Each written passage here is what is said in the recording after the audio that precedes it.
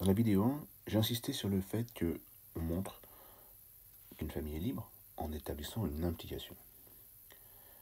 C'est vrai, il n'y a pas d'erreur à ce niveau-là et la présentation générale est correcte. En revanche, dans l'exemple que je donne dans la première page, celle que vous avez en face de vous, il y a une erreur. À gauche, il n'y a pas de problème.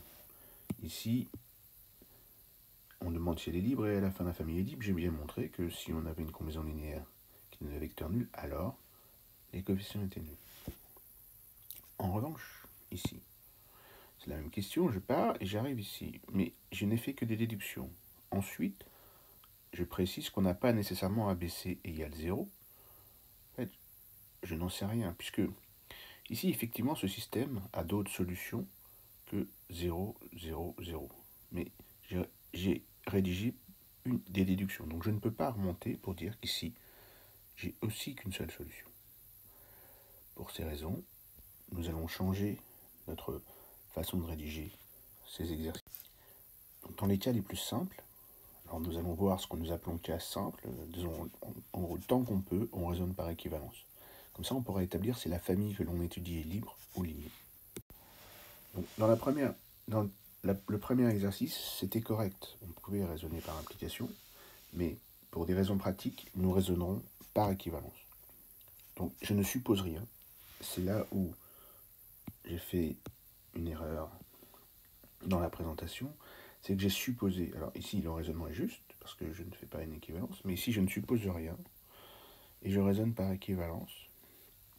Je peux ainsi dire que si j'ai une combinaison qui donne un vecteur nul, alors on a nécessairement A égale 0 égale B égale 0.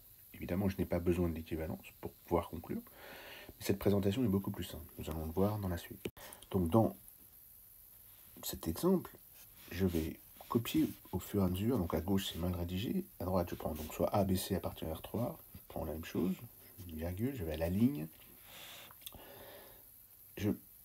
J'écris, on a une combinaison linéaire qui donne le vecteur nul, équivaut à.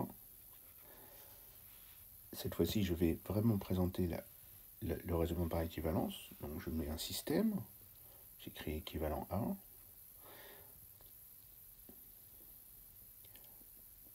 Donc je prends les mêmes opérations. Alors ici, j'aurais pu écrire des opérations, même si elles sont élémentaires, puisque la troisième ligne est égale à la première.